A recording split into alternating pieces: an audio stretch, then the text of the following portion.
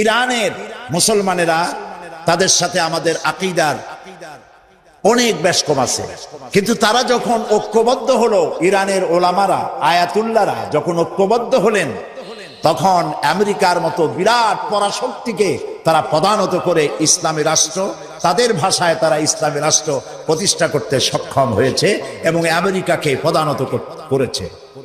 এখানে আয়াতুল্লাহ খমিনীর একটি কথা আমার মনে পড়ে, কি সাহস তার! ইমান আকীদা যাই থাকুক, আকীদার প্রশ্নে আমরা আপোষ করব না, কিন্তু এই কথাটা তো বলতেই পারি।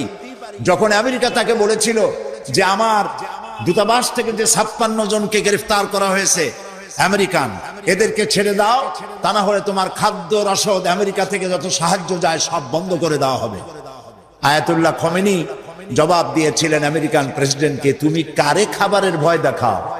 যেই জাতির বছরে 1 মাস না খাইয়া থাকা ফরজ, সেই জাতি তোমার খাবারের অপেক্ষা করবে?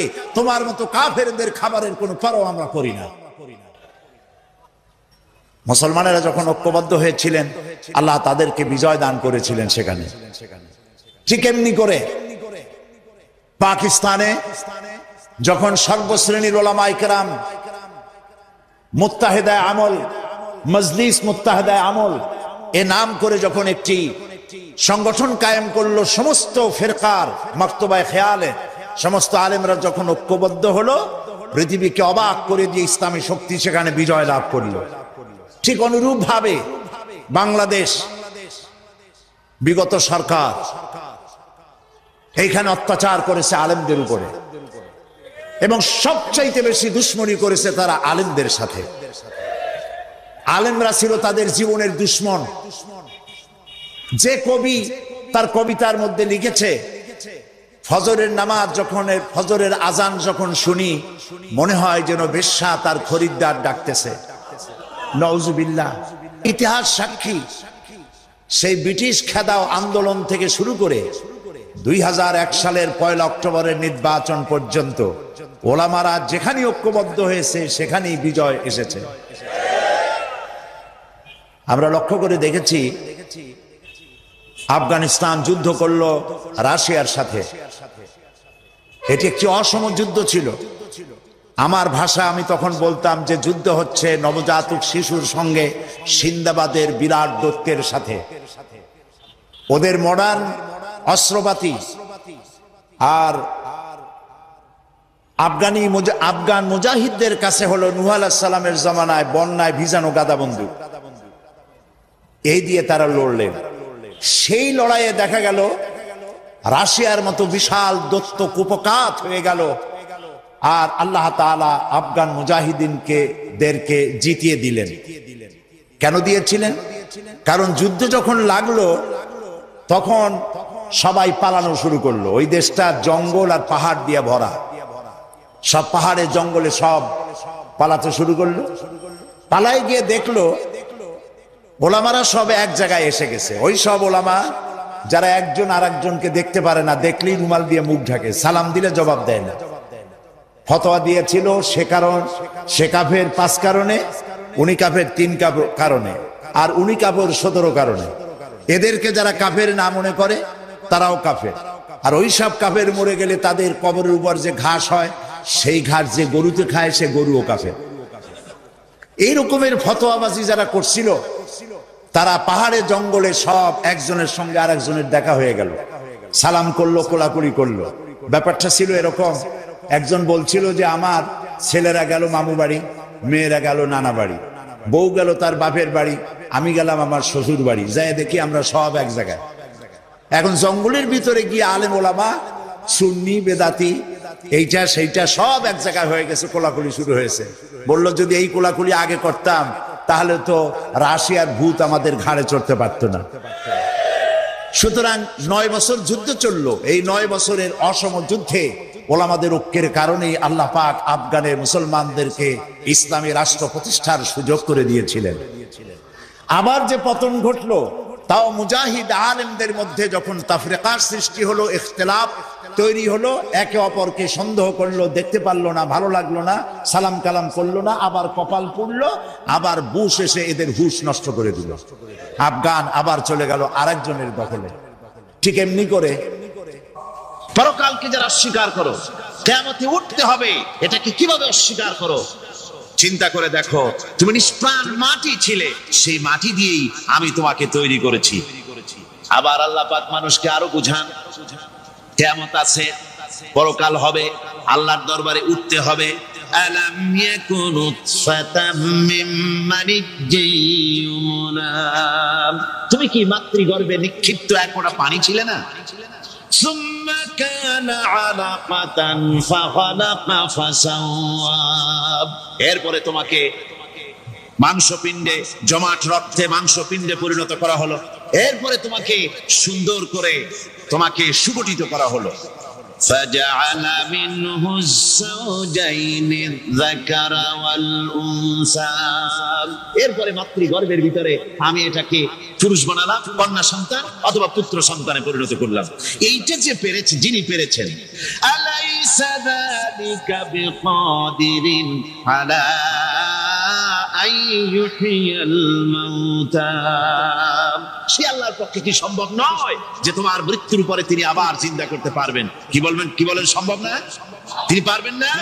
নিশ্চয়ই তিনি আবার কিয়ামতের মাঠে আমাদেরকে হাজির করতে পারবেন, এতে কোনো সন্দেহ নাই। আল্লাহ পাক সেই জন্য এখানে বলতেছেন যে ওরা বাল কাযযাবু বিসসাম, ওরা আসলেই পরকালকে অস্বীকার করেছে। আপনি যে নবী, এতে কোনো সন্দেহ নাই। আপনি খানা খান, আপনি বাজারে যান, এটাই মূল আপত্তির বিষয় না। মূল কথা হলো তারা পরকালকে অস্বীকার করেছে।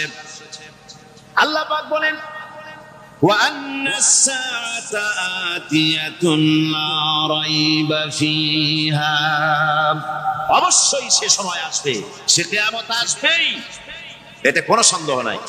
ওয়া আন্নাল্লাহা ইয়াবআসু মান ফিল কুবুর, আর আল্লাহ পাক তিনি কবরের মধ্যে অন্তর্হিত যা কিছু আছে সবাইকে কিয়ামতের দিন আল্লাহ পাক ময়দানে উঠাবেন।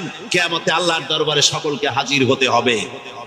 আমার বন্ধুগণ, আল্লাহ পাক বলেন, ওয়া লাকাদ খালাকনাল ইনসানা মিন সুলালাতিন মিন তিন, লক্ষ্য করো, তুমি ছিলে মাটির নির্যাস থেকে তোমাকে তৈরি করা হয়েছে। শুধু মাটির নির্যাস থেকে তোমাকে কোনো মডেল ছাড়া, কোন ধরনের আদর্শ ছাড়া, কোন ধরনের নমুনা ছাড়া তোমাকে সৃষ্টি করা হয়েছে। সুম্মা জাআলনাহু নুতফাতান ফি কারারিম মাকিন, এরপরে মাতৃগর্ভের একটা অত্যন্ত সুরক্ষিত জায়গায় তোমাকে সংরক্ষণ করা হয়েছিল। সুম্মা খালাকনান নুতফাতা আলাকাতান ফাখালাকনাল আলাকাতা মুদগা, রক্তপিণ্ডকে, নাপাক পানিকে জমাট রক্ত করেছি, জমাট রক্তকে আমি আবার গোশত পিণ্ডে পরিণত করেছি।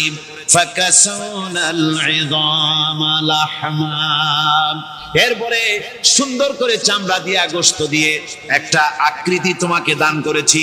সুম্মা আনশানাহু খালকান আখারা ফাতাবারাকাল্লাহু আহসানুল খালিকিন, এরপরে সুন্দর একটা বিশেষ একটা আকৃতি দিয়ে তোমাকে আমি সুন্দর করে সুগঠিত করে তোমাকে তৈরি করেছি। সুম্মা ইন্নাকুম বা'দা যালিকা লামাইতুন, এরপরে আমি আল্লাহ রাব্বুল আলামিন তোমাকে মৃত্যু দেব, অবশ্যই তোমাকে মৃত্যুবরণ করতে হবে। সুম্মা ইন্নাকুম ইয়াউমাল কিয়ামাতি তুবআসুন, এরপরে কিয়ামতের দিন আসবে, ওই বিশেষ মুহূর্ত আসবে, সেই নির্দিষ্ট সময় আসবে, ওই কিয়ামতের মাঠে আল্লাহর দরবারে তোমাদের সকলকে উঠতে হবে, কোনো সন্দেহ তাতে নাই।